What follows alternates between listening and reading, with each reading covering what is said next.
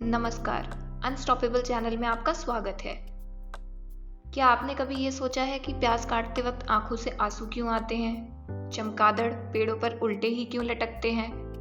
और जब आप हाथों की उंगलियां चटकाते हैं तो उसमें से आवाज क्यों आती है?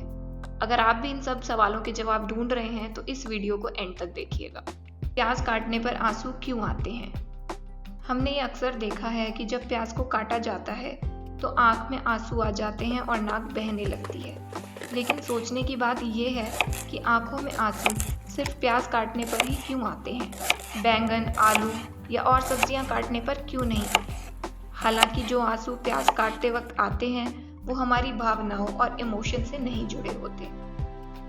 आंसू इसीलिए आते हैं क्योंकि जब हम प्याज को काटते हैं तो हम बहुत से अनियन सेल्स यानी प्याज के सेल्स को काट के खोल देते हैं, जिसकी वजह से ये सेल्स कुछ खास तरीके के एंजाइम्स और अमीनो एसिड सल्फॉक्साइड्स रिलीज करता है जो सल्फेनिक एसिड बनाते हैं। और ये सल्फेनिक एसिड जब उन एंजाइम्स के साथ रिएक्ट करता है तब सिन-प्रोपेनीथियल एस ऑक्साइड बनता है। प्रोपेनीथियल एस ऑक्साइड एक तरह का लैक्रीमेटरी एजेंट है। लैक्रीमेटरी एजेंट का मतलब कि जब ये एजेंट आंखों को छुएगा तो आंसू आएंगे, और जब प्रोपेनीथियल एस ऑक्साइड हमारी आंखों के पानी से मिलता है तब सल्फ्यूरिक एसिड में बदल जाता है। हमारी आंखों में एक डिफेंस मैकेनिज्म होता है। आंखों की नसें जब किसी लैक्रीमेटरी एजेंट को डिटेक्ट कर लेती हैं तो उसे आंखों से बाहर निकालने के लिए आंसुओं का इस्तेमाल होता है, जिसके कारण आंसुओं के जरिए जो भी इरिटेंट्स हैं वो बाहर निकल जाएं। कुछ प्याज इस तरीके के इस प्रकार के भी होते हैं जिनसे आंखों में ज़्यादा आंसू नहीं आते, और उसका कारण ये है कि उनमें सल्फर की मात्रा कम होती है और जिसकी वजह से वो कड़वे भी कम लगते हैं। और आपको ये जानकर हैरानी होगी कि क्रॉप साइंटिस्ट ने टीयर फ्री अनियंस बनाए हैं, यानी ऐसे प्याज जिन्हें काटने पर आंसू नहीं आते। इन्हें एक नाम दिया गया है और वो है सनियंस।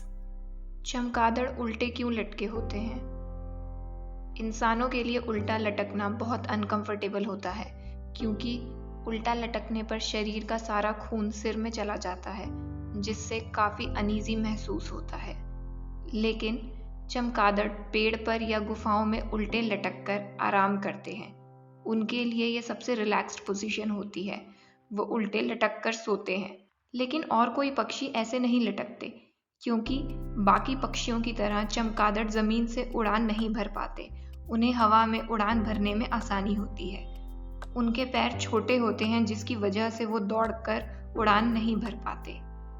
एक बात और, जब वह उल्टे लटक कर सो रहे होते हैं तो नीचे क्यों नहीं गिरते? इसका जवाब ये है क्योंकि इनके पैरों की नसें इस तरह ऑर्गेनाइज्ड होती हैं कि इनकी पकड़ को वो मजबूत बनाती हैं, जिसकी वजह से ये सोते वक्त भी नीचे नहीं गिरते। उंगलियां चटकाने पर पॉपिंग की आवाज़ क्यों आती है? जब हम अपनी उंगलियां चटकाते हैं तब हमें पॉपिंग की आवाज़ आती है, लेकिन क्यों? सबसे पहले ये जानना ज़रूरी है कि हम डायआर्थरोडियल नाम के जॉइंट्स को ही चटका सकते हैं, जैसे कि हमारी उंगलियां। ये दो हड्डियों से बना होता है जो एक दूसरे से कार्टिलेज सरफेस पे मिले होते हैं। कार्टिलेज सरफेस जॉइंट कैप्सूल से सराउंडेड होता है। जॉइंट कैप्सूल के अंदर साइनोवियल फ्लूइड नाम का ल्यूब्रिकेंट मौजूद होता है।